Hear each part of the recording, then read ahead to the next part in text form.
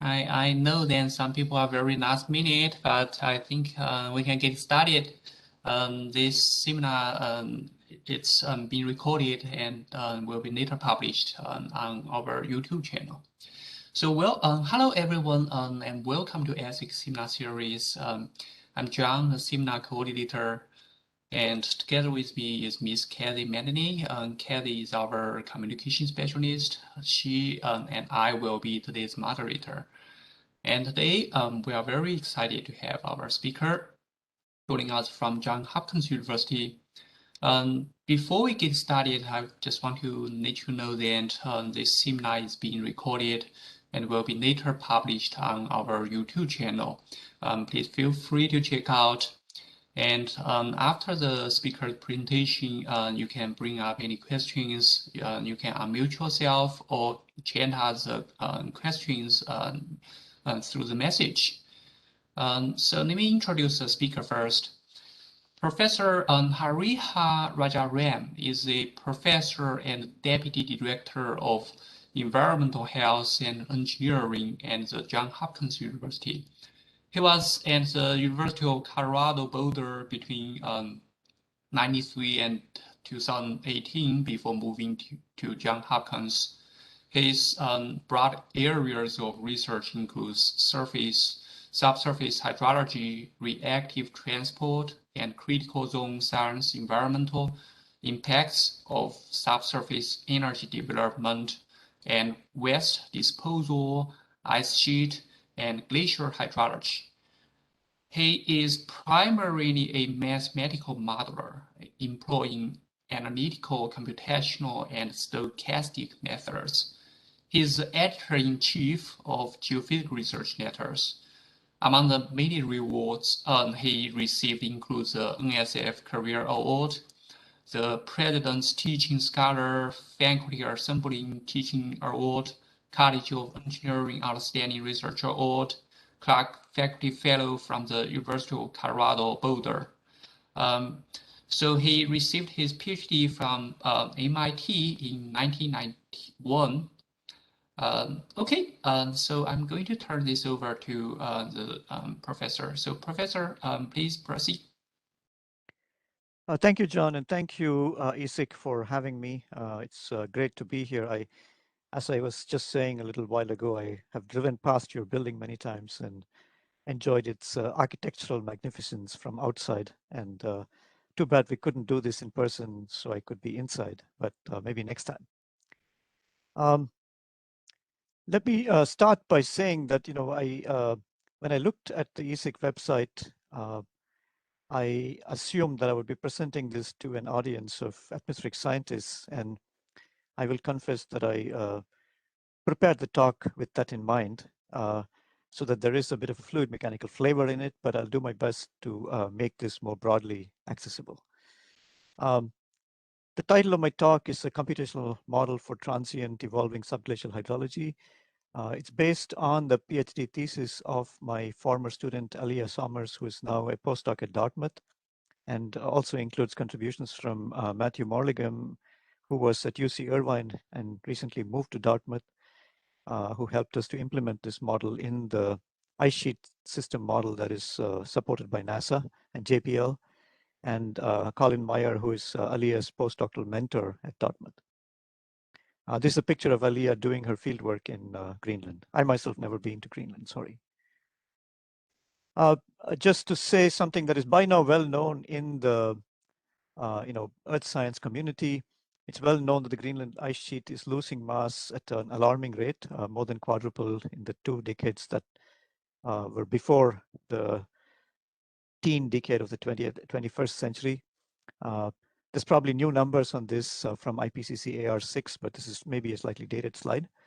So between 2005 and 2010, the Greenland ice sheet was losing about 270 plus or minus 30 gigatons per year, roughly half due to ice dynamic processes and half due to surface mass balance. So if you add that up, that is like a half of the annual Mississippi River discharge. And one of the main reasons, one of the major reasons why we worry about this so much is that it is the biggest contributor to sea level rise at present. During this period, it was about 0.75 millimeters per year and fast rising contribution to sea level rise. When melt is produced on the Greenland ice sheet, this picture shows the melt in 1992 and 2005. And many of you know that in some years since, the entire ice sheet has experienced recorded melt. 2013 was one such year, and 2021 was another such year. The meltwater that is produced on the ice sheet ends up going through the innards of the ice sheet, flows at the bed of the ice sheet, 1 kilometer thick in some places, lubricating the bed and accelerating ice flow. And our primary motivation for subglacial hydrology models is to calculate the sliding velocities that promote increased ice discharges. That was maybe until today the most important reason for studying this. And the community has come a long way in understanding the fate of meltwater on the Greenland ice sheet. In 2010, when I wrote a proposal to NSF to study some of these problems, the reviews that I got said that who is this ignorant person that doesn't know that all the water on Greenland just runs off on the surface, right? So at least there is enough recognition that the water, in fact, in some of the basins in Greenland, almost all the water goes to the bed of the ice sheet and goes out from under rather than from above the ice sheet. I'm just going to skip from the presentation to a news item that I saw in today's news. So let me just stop my presentation if my computer will let me.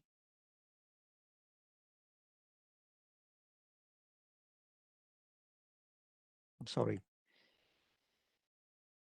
I seem to have frozen up.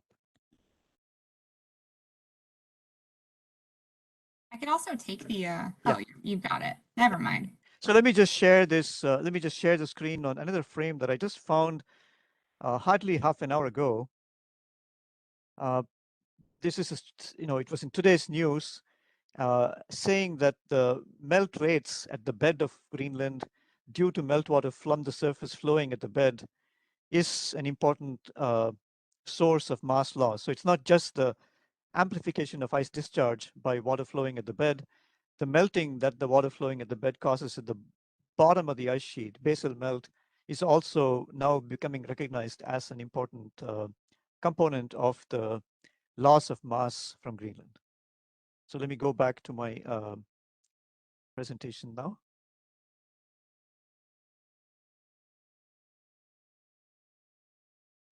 So yes, the main goal of our research is to try and understand to build models of subglacial water flow and its consequences.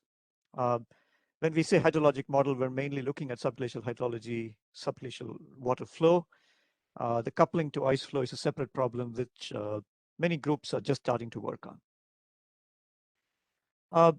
The increased ice discharge that results from water flowing at the bed of the ice sheet has been recognized since about 2002. It was known much earlier, even on smaller alpine glaciers. It's been studied a long time in Alaska and in Switzerland, for example. But in 2002 or so, Jay Zwally at NASA made these measurements with GPS at Swiss Camp and pointed out that was able to document that in correlation with high melt inputs, the ice velocity, surface ice velocity, experienced a spike and significantly above the background winter velocity. And in addition, at this particular location, there is a phenomenon of a minimum in the fall, which is not seen all across Greenland, but is seen in some areas. But most importantly, the increased ice discharge from the delivery of meltwater to the bed, that was first noticed around 2002, and it's in some circles it's called as a Zwally effect. Further studies of this phenomenon led to some very interesting types of observations. Now, for example, at this other location here, they found that in high melt years, if you look at the ice speed up relative to the winter, which is shown in these black lines in both these graphs, in a year with high melt, that acceleration is fairly short-lived and it decays quickly, whereas in a low melt year, the acceleration persists for a significant duration of the melt season. And the explanation for this phenomenon, for example, is that the summer speedup is much more sustained in low melt years because you don't have enough melt to build a channelized drainage system like here. And when you have a channelized drainage system like here, it actually puts a negative feedback on the system by draining a lot of the basal water pressure and making the lubrication less efficient.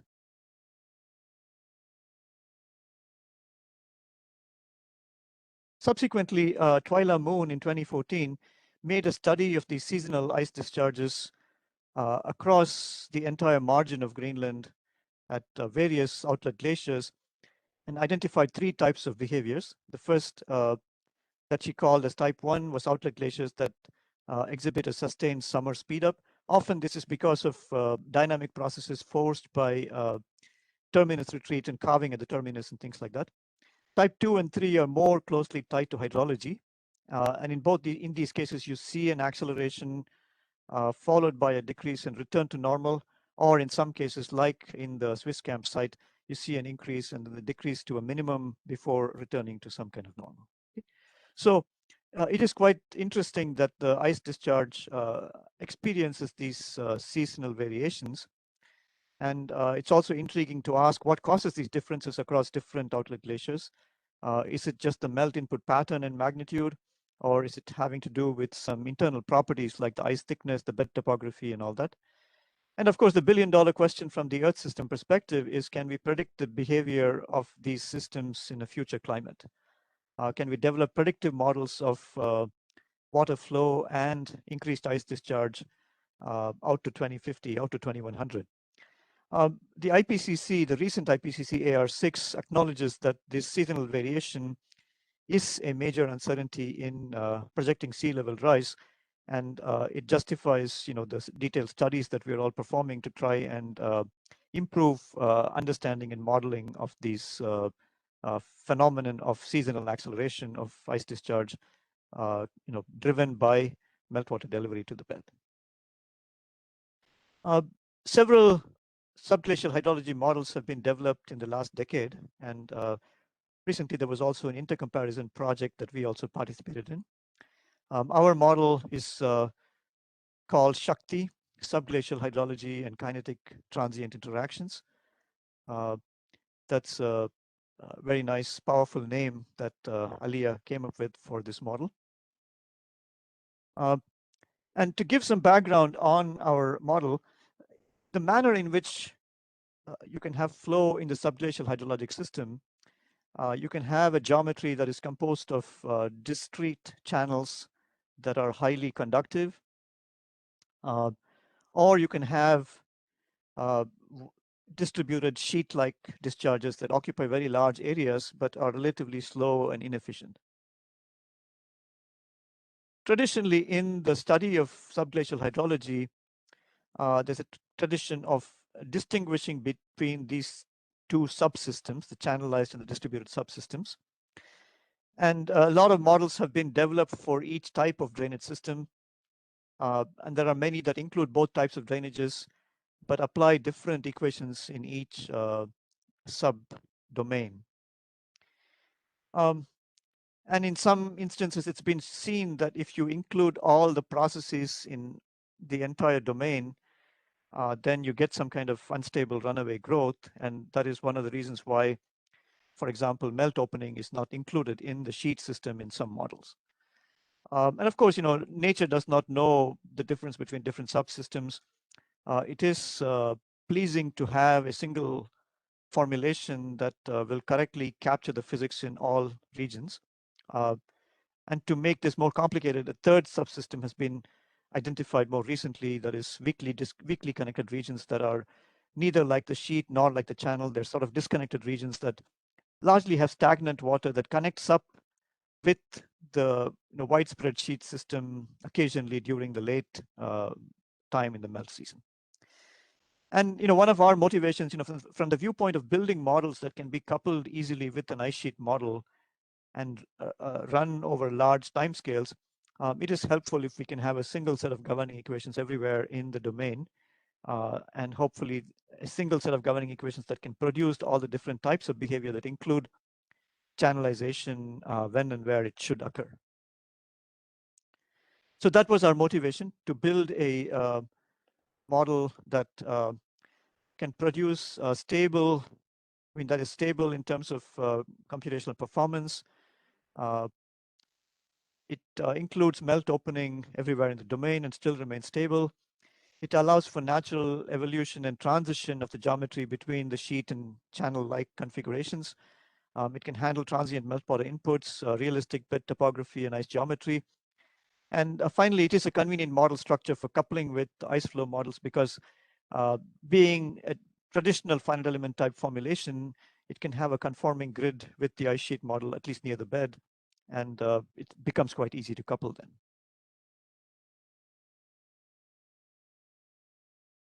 So I'm going to describe briefly the mass, momentum, and energy equations in the Shakti model, which is actually not very different from the mass, momentum, energy equations in a lot of other models, except that, we are including all the physics in all the subsystems. We're not really distinguishing between the subsystems separately. The subsystems just evolve within the domain as features that you can recognize as a channel or something like that, but we're not explicitly saying that something has become a channel or that something is remaining a sheet. And really, these mass, momentum, energy equations are common to a lot of fluid mechanical systems. There are some nuances for ice, which we'll talk about as we go further. So first, the water mass balance in the basal layer, which is essentially like a continuity equation. We're seeing, thinking of a basal water layer under the ice sheet between the ice and the bedrock, where there is a sheet of water or a channel of water. It's being fed by end-glacial water inputs from moulins or other discrete features.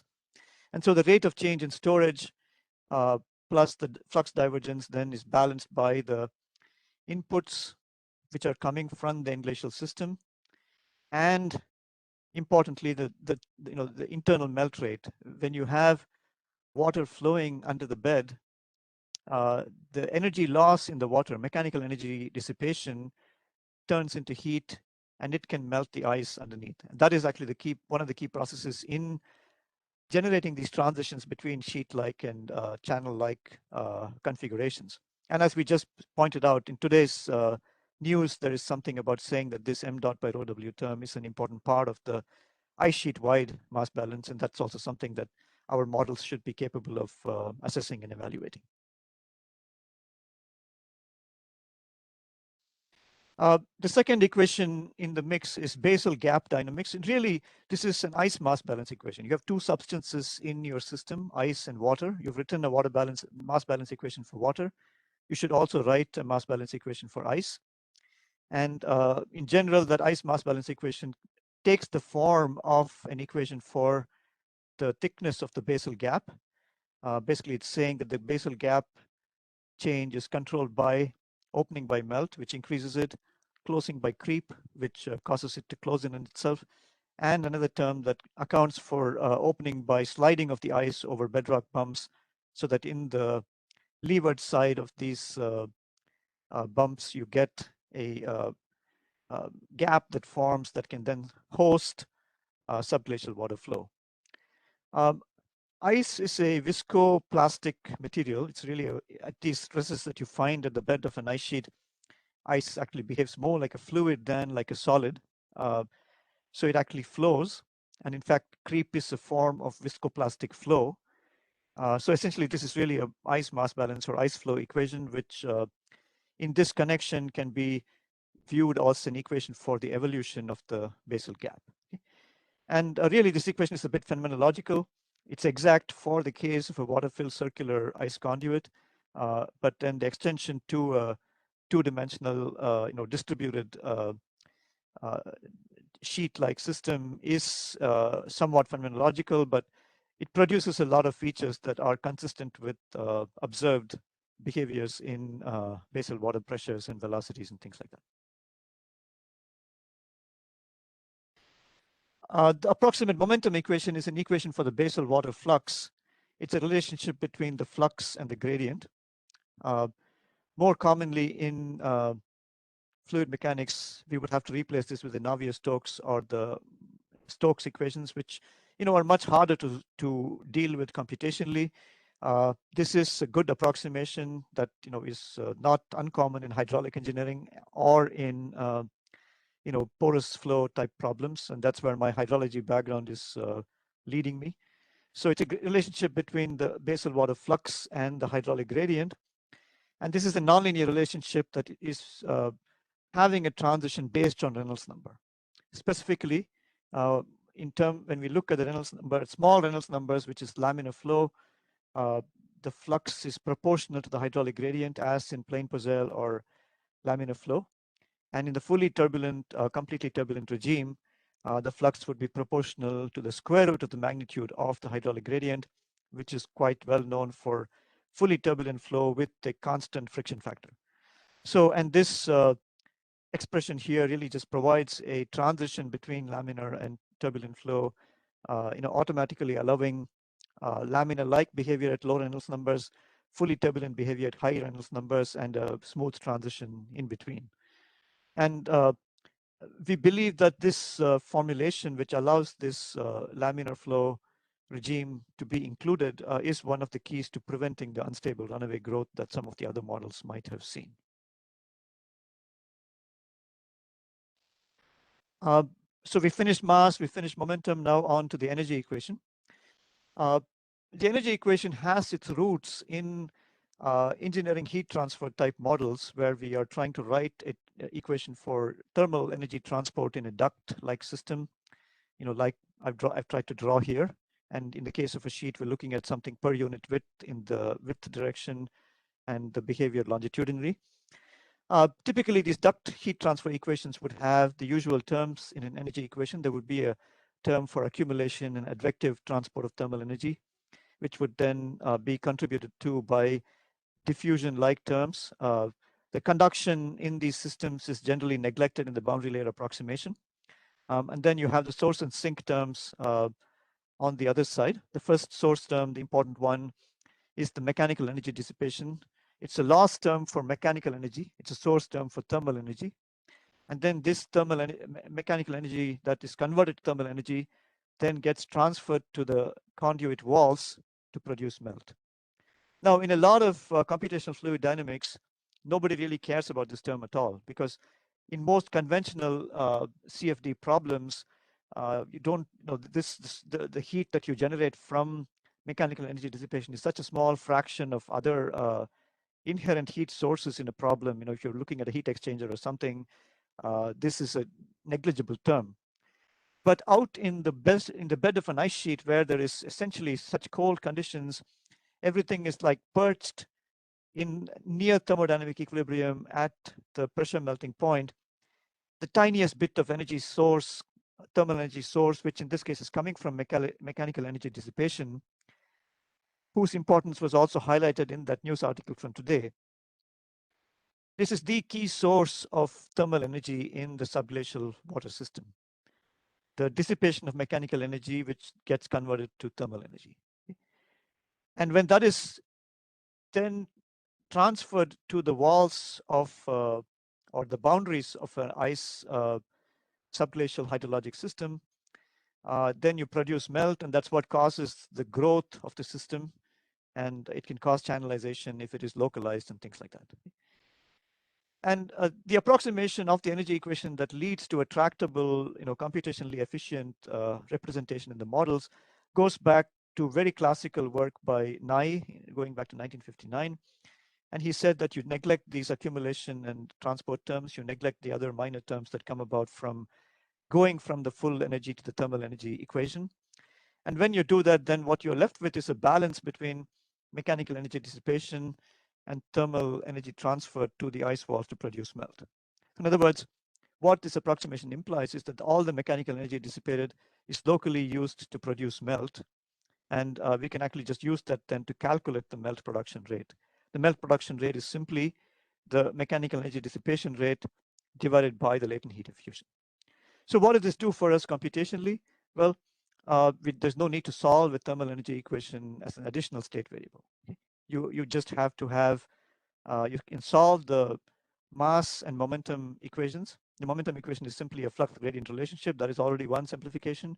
You don't have to solve an energy equation for the temperature. Instead, you can just simply calculate your mechanical energy dissipation rate from head loss type calculation that is an integral part of of just solving the flow equation alone, and then calculate your melt rate by dividing that energy source by the latent heat of fusion.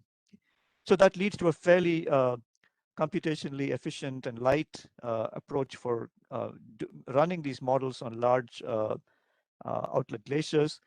And it is a pretty good approximation. We've tried to challenge this approximation in our model by trying to do more, and we found that it actually does a really good job of capturing the physics without much loss of fidelity. More generally, the melt generation term, in addition to the mechanical energy dissipation, has other sources of heat at the bed that include the geothermal heat flux, frictional heat from the sliding of the ice over bedrock pumps, and then a consumption of heat by changes in the pressure melting point. The melting point is a function of pressure, so if we have pressure gradients in the flow in the subglacial water system, that is actually a sink of heat.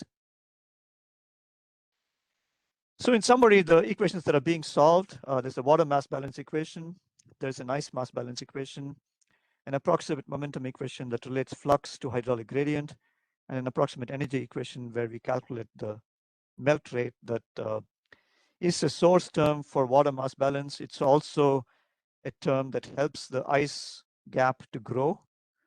And then we have to solve all these equations in a coupled computational system. You can combine these equations to form a nonlinear PDE in just one single dependent variable, which is the hydraulic head. And that is a nonlinear equation that is weakly parabolic, pretty close to elliptic, but it is solvable by traditional methods. It doesn't have to use more sophisticated CFD, but a lot of the simple PDE type approaches are quite suitable for this system of equations.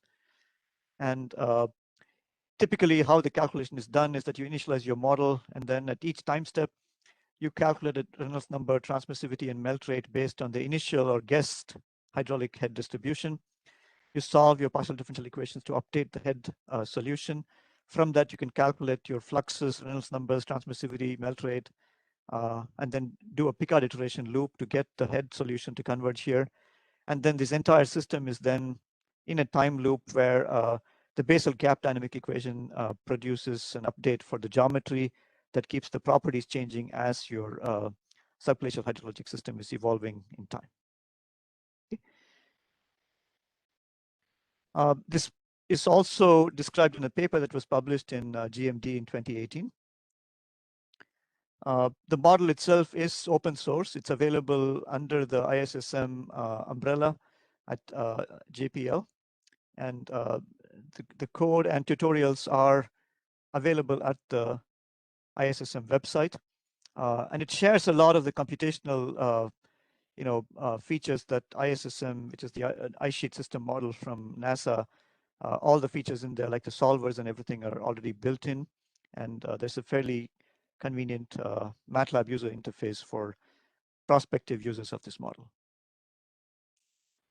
So showing some results now. Here is a simple set of results for an idealized problem with 10 Mulan inputs. Mulan are end glacial conduits that run from the bed to the surface. Meltwater basically enters the bed through them quite efficiently. So there's 10 randomly spaced Mulans in here, and we have inputs, steady inputs into those. And then the subglacial hydrologic system, the head and the fluxes are building themselves, starting from those inputs and some initial geometry going to steady state. And this also is the mesh generation. It's like a mesh refinement study, 200 meter, 100 meter, 50 meter mesh. And you can see that the channels are definitely resolved more, at higher resolution on the finer mesh. There's some sense of convergence between the finer two meshes. And when we look at the, for purposes of coupling to ice motion basal sliding, more than the geometry, the head fields, the pressure fields are most important.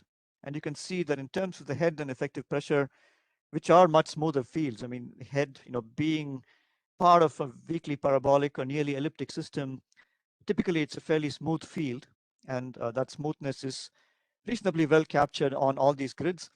But typically, once you go below a certain resolution, above a certain resolution, and you don't resolve the high permeability or high transmissivity that is in these channels, then your pressure field is likely to be way off. And that's where there is like a trade-off between not coarsening the grid too much and not needing to make it so fine to capture the channelization.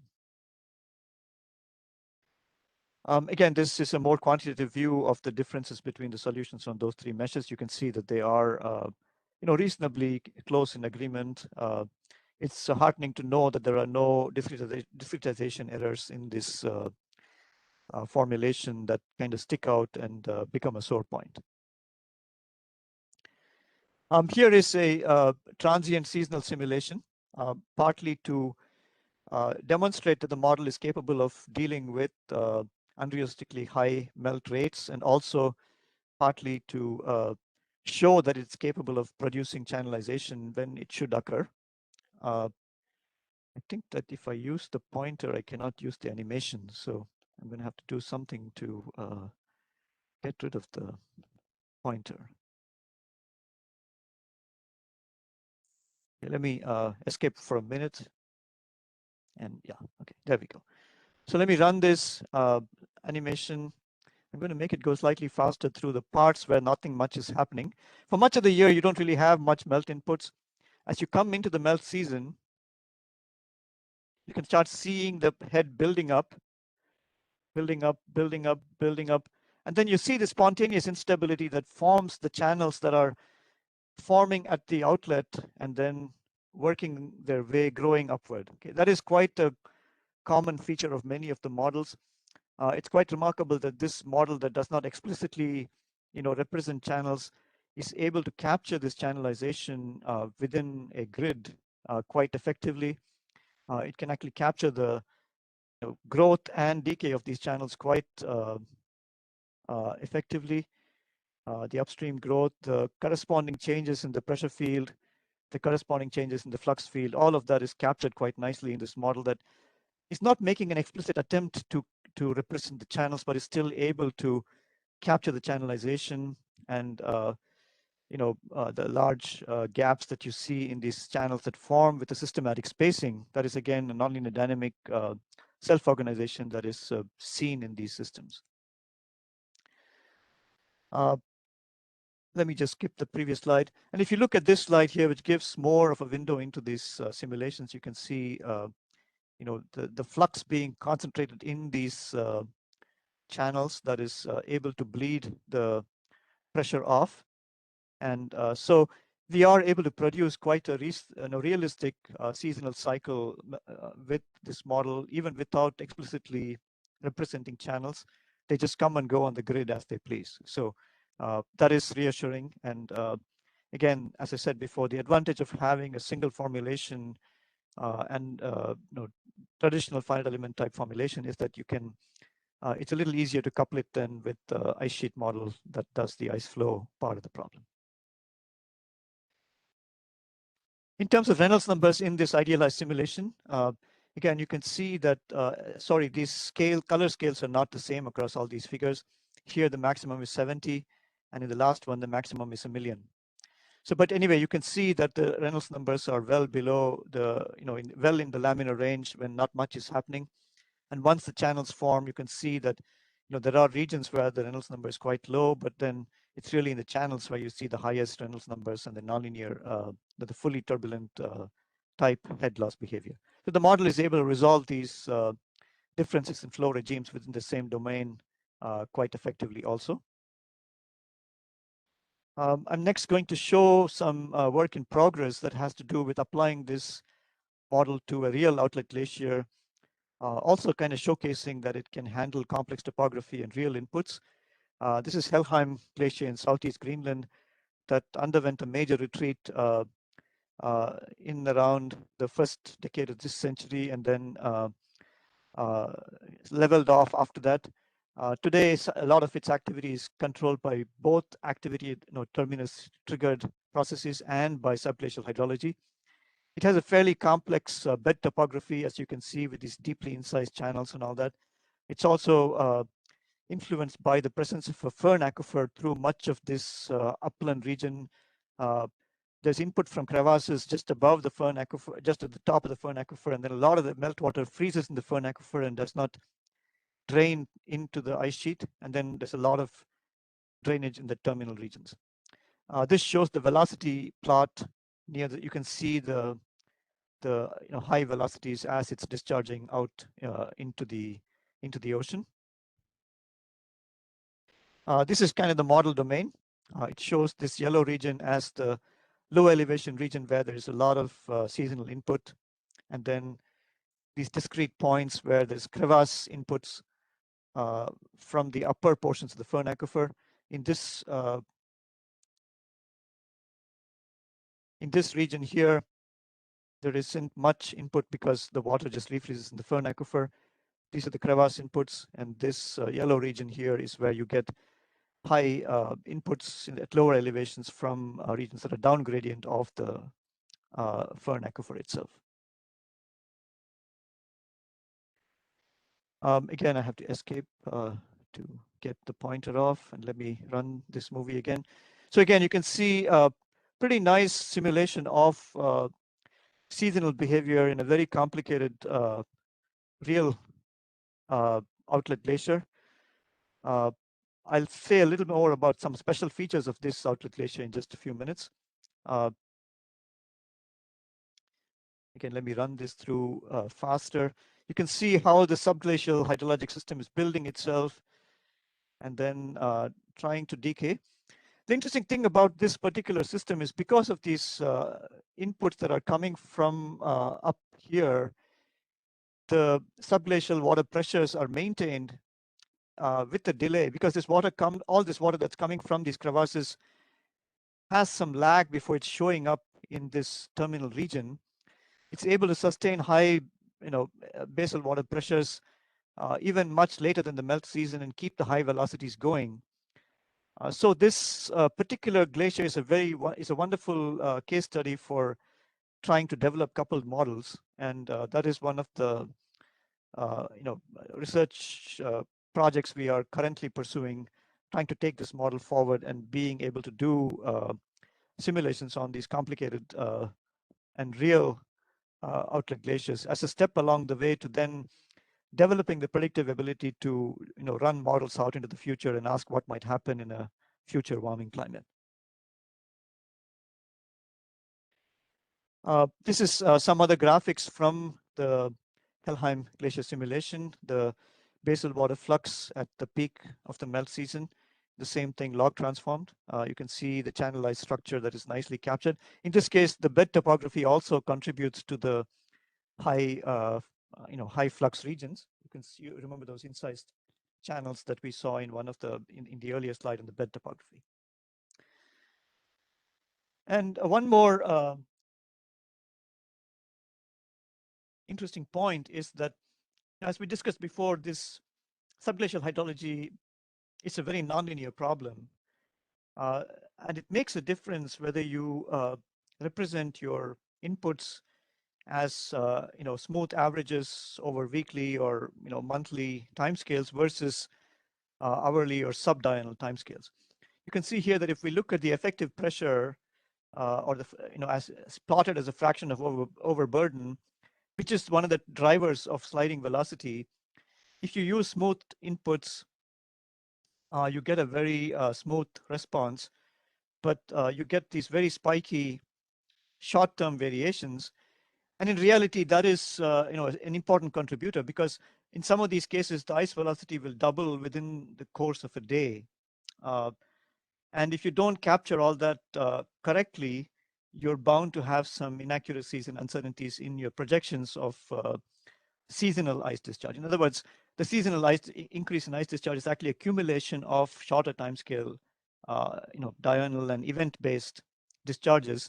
And if you don't capture them all at the proper timescale, you might be off. And this is the question that we are continuing to probe in our development of these modeling studies.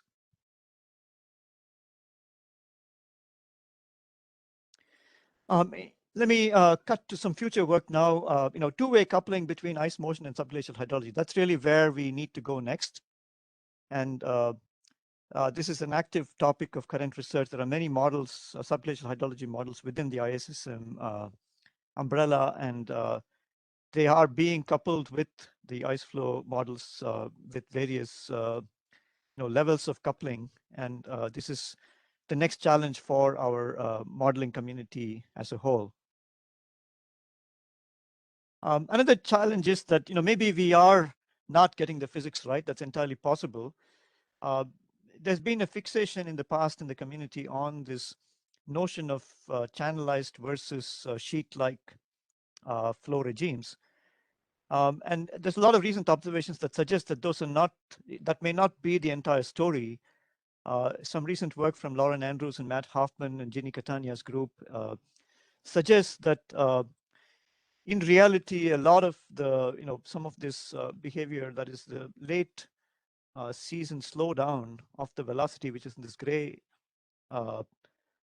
curve in this plot, is more tightly correlated with decreasing heads in a weakly connected, almost stagnant, disconnected subglacial region, rather than, so in other words, these velocity decreases, like the fall minimum that we saw in some of those earlier graphs, are more likely related to decreasing heads in a weakly connected subsystem that is not the channelized or the sheet-like system.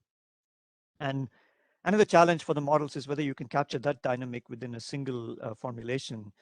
Let's say you were able to represent the bed topography at smaller scales quite at high resolution, so that where these disconnected regions are a result of depressions in the bed and things like that, we're able to capture that.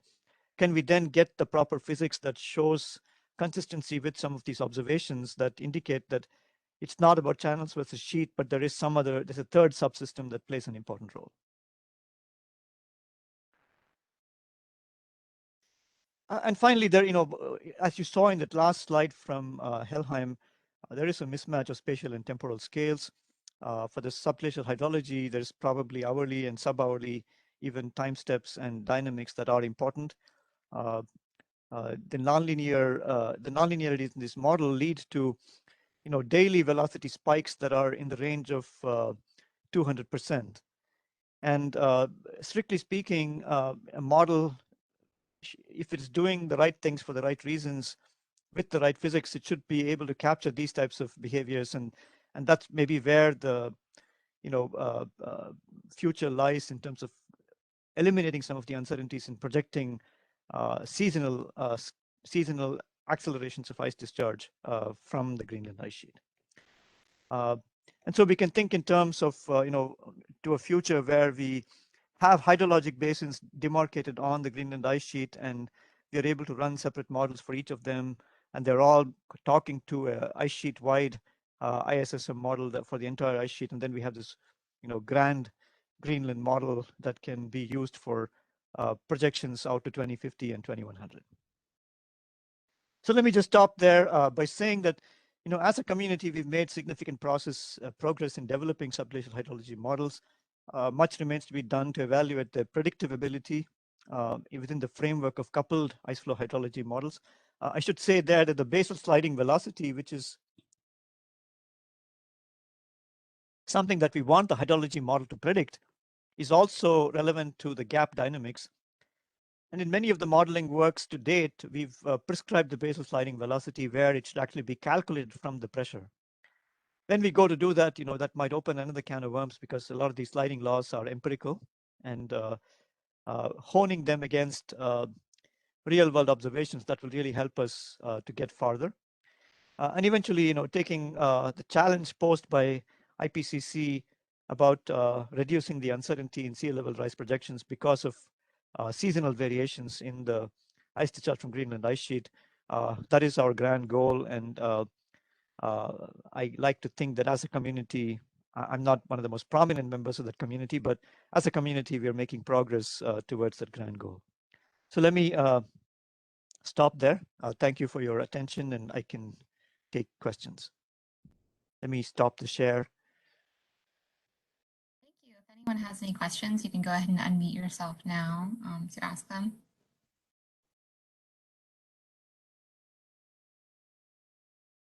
Or alternatively, if you don't have a microphone, you could just type it in the chat and I can read it out loud. Oh yeah, go ahead, William. Hey, Hari. Always like hearing your talks. Oh, hi, Liam. How are you? Yeah, good. Thanks. Good. Thanks. So it looks super cool what you're doing. Not me. Aleah. Yeah. I'm wondering. Perhaps I missed it in the formulations, but the ice temperature, the basal ice temperature, is it modeled by ISSM, and then you only allow hydrology to occur where the ice is temperate, or does your hydrology model feed into the ice temperature of ISM? Do you understand what I mean? Yeah, I understand what you mean. So far, all these model formulations are set up so that it's assuming that the ice at the bed is temperate. So it's assuming that the basal hydrologic layer is in contact with temperate ice. Mm-hmm. Okay. And it's possible to, to change that, but that is not something that, I mean, I have worked out some of the equations that would be needed to do that, but it is, we've not tried to implement it yet. I'm just thinking that it'd be really cool to see your model run at ice sheet scale and carve out the corridors of temperate, hydrologically conductive zones reaching inland, making those margin to inland connections in a very spatially heterogeneous manner. Yeah, I think to do that, certainly there would be a need to have a more wholesome hydrologic modeling framework that goes from the surface, end-glacial and subglacial. Mm-hmm. And I think that especially in the end-glacial part, that there is lots of places where you're going to encounter cold ice. And, there would be then actually an important need to bring in hydrofracture as one of the mechanisms for growing the plumbing, in addition to melting. Thank you for that, Hari. Any other questions?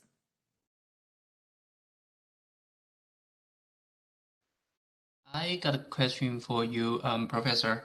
So I know that there are some groups using the SMAMP, the centralized SMAMP, to retrieve and study the ice sheet in the Arctic and Antarctic.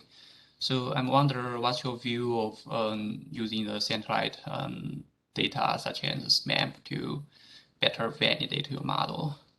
Oh yeah, I mean, there is a lot of there is just this phenomenal amount of satellite data on the Greenland ice sheet. There's ice velocities from INSAR.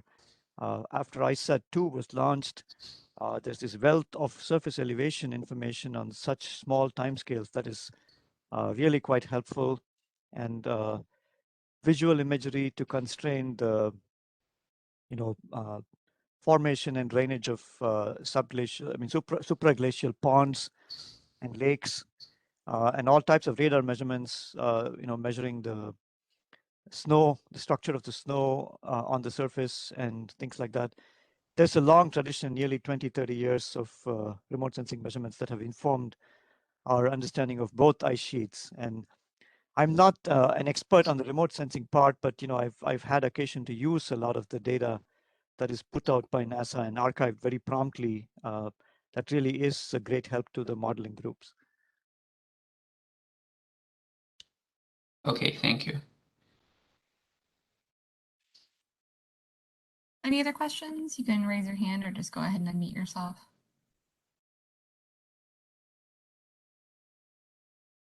Okay. In that case, I think we are good to conclude. Thank you so much for coming and speaking to us today. And thank you everybody else for coming and attending this talk. Just as a reminder, we do not have a seminar next week, but we do have one the week after. So we will resume on Monday, March 7th. And a recording of this talk will probably go out tomorrow or later this week. Thank you, everyone. Have a good day. Thank you all. Thank you, Professor. We will send you the video recording once we get it. Thank you so much. Thank you.